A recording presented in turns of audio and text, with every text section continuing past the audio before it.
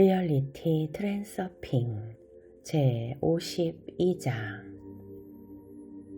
인간의 어린 마음은 목표로 가는 길이 장애물 투성이라는 사실로서 자신을 합리화하려 한다. 사실 목표를 향한 길에는 언제나 방해가 있기 마련이다. 그것은 다름 아니라 사람이 만들어낸 중요성의 잉여 포텐셜의 결과로 생겨난 펜듈럼과 균형력이다. 그것은 아이들의 이런 놀이와도 같다. 못된 늑대를 피하는 러시아 아이들의 놀이로 늑대는 여기서 목표로 가는 길에 장애물을 상징한다. 기러기야, 기러기야. 기러기가 대답한다. 끼룩끼룩, 끼룩끼룩. 배가 고프니? 그래. 그럼 날아올라봐. 못하겠어. 숲속의 회색 늑대가 우리를 못 가게 해. 간청자의 역할이 마음에 들지 않는다면 두 번째의 길을 택할 수 있다. 그것은 요구하는 자의 역할이다.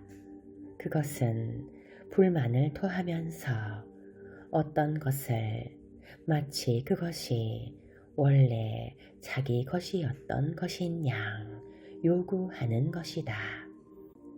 요구하는 자는 그 같은 요구를 표함으로써 자신의 운명을 더욱더 해롭게 만든다.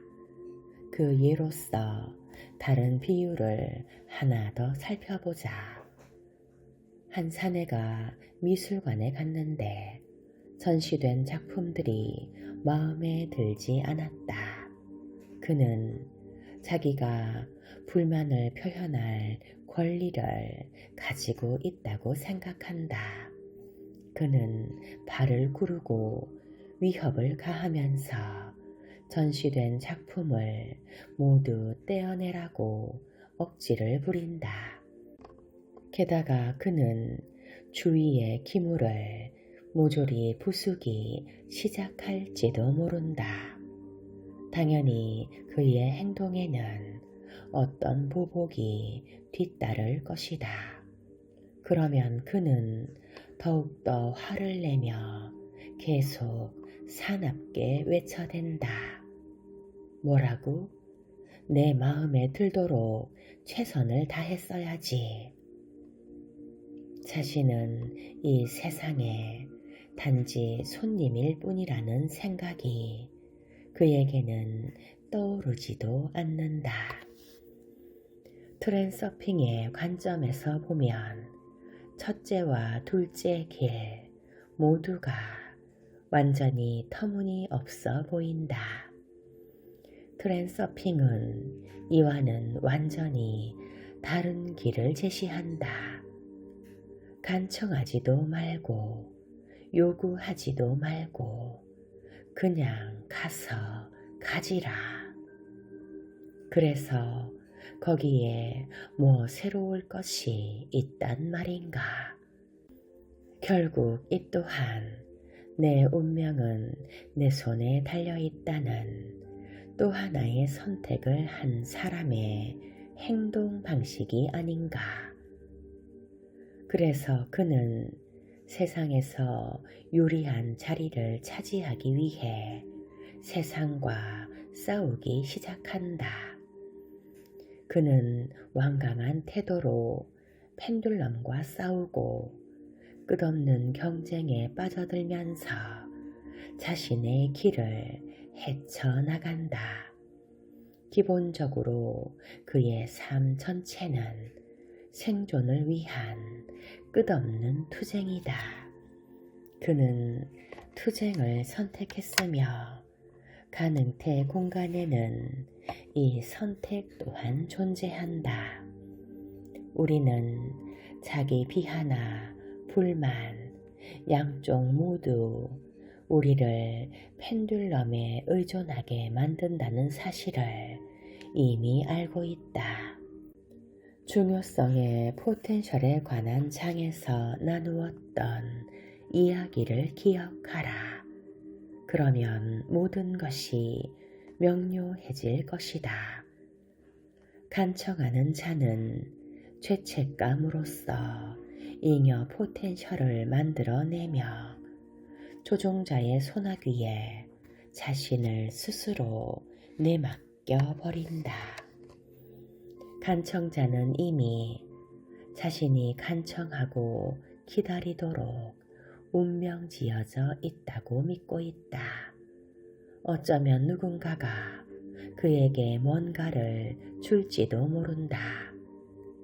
요구하는 자는 불만족의 잉여 포텐셜을 만들어내어 균형력이 자신에게 대항해 오게끔 만듦으로써 제 운명을 스스로 나서서 망쳐놓는다. 싸우는 자는 투쟁을 택함으로써 좀 더 생산적인 태도를 취한다. 그러나 그의 삶은 힘겨운 것이어서 많은 힘을 앗아간다. 아무리 발버둥 쳐봤자 갈수록 거미줄에 더 얽혀들기만 할 뿐이다.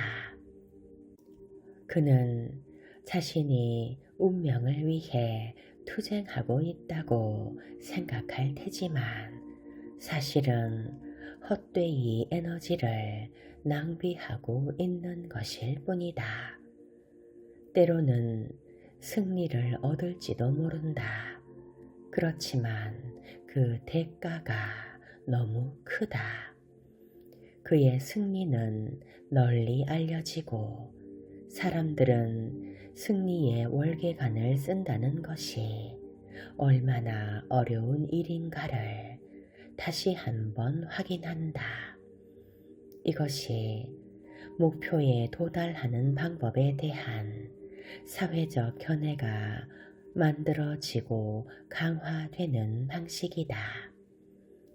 무엇을 성취하기 위해서는 끈질기게 노력하거나 용기 있게 쟁취해야만 한다.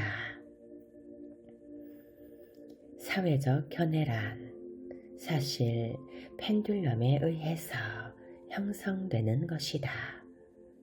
중요성의 포텐셜은 펜듈럼을 먹여주는 밥상 역할을 한다. 목표가 도달하기 어렵다면 그것은 외적 중요성이 하는 말이다. 오직 뛰어난 자질을 갖춘 사람만이 목표를 이룰 수 있다면 그것은 내적 중요성이 하는 말이다. 목표를 향해 가는 길에서 그는 강도를 당할 것이다. 그는 결국 목표점에 도달하고는 매우 만족스러워 할지도 모른다. 목표에 도달하는 데보다는 오히려 펜듈럼의 요구를 충족시키는 데에 대부분의 에너지를 바쳤다는 사실은 모르는 채 말이다. 그것은 대략 다음과 같은 그림이다. 사람은 목표에 도달하기 위해 거짓된 속을 헤치고 나아가야 한다. 거지들은 왁자지껄 소란을 피우며 그의 길을 막아서고 계속 달려들어 그의 손을 붙잡는다. 그는 변명으로 자신을 정당화하고 돈을 주어 그들을 밀쳐내며 그 속을 뚫고 나가려 애쓴다. 마침내 그는 엄청난 고난 끝에 목표점에 도달한다. 그런데 실제로 그의 목표를 이루는 데 쓰인 에너지는 아주 작은 부분이고 그것도 오로지 목표를 향해 발걸음을 옮기는 데만 쓰였다. 나머지 대부분의 에너지는 끈질기게 달려드는 거지들과 싸우는 데에 소모된 것이다. 펜듈럼의 사슬을 끊으면 그는 자유를 얻는다. 거지들은 그를 얌전히 내버려 두고 다른 사람들을 괴롭힌다. 기억하겠지만 펜듈럼으로부터 자유로워지려면 내적, 외적 중요성을 버려야 한다. 그러면 목표를 향해 가는 길에 장애물들이 저절로 무너져 내릴 것이다. 그러면 당신은 간청하지 않고 요구하지 않으며 투쟁하지 않고도 그저 가서 가질 수 있을 것이다. 이제 가서 가진다라는 말을 어떻게 이해해야 할지, 그리고 원하는 것을 가서 가지기 위해서는 무엇을 해야 하는지에 대한 의문이 남는다. 이 책의 나머지 부분은 모두 이 물음에 대한 탐구로 채워질 것이다. 당신은 이제 이에 관한 모든 것을 알게 될 것이다. 지금까지는 자신의 운명을 선택하기 위한 전반적 전략의 윤곽을 그렸을 뿐이다. 간청하는 자, 요구하는 자와 싸우는 자의 역할은 우리의 마음에 들지 않는다. 당신은 어떻게 생각하는가? 트랜서핑은 자기 운명의 주인에게 어떤 역할을 주어서 인생이라는 게임 속에서 놀게 할 것인가?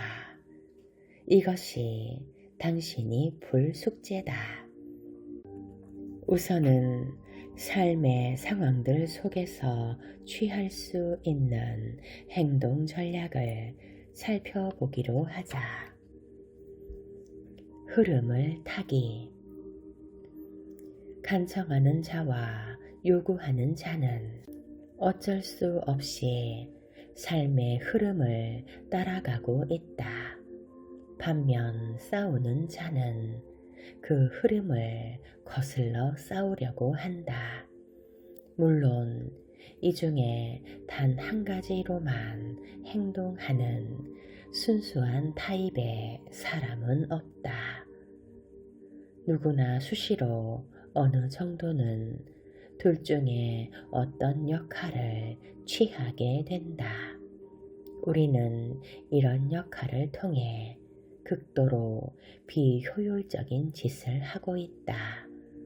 하지만 싸우지도 흐름을 따라가지도 말아야 한다면 남는 것은 무엇이란 말인가?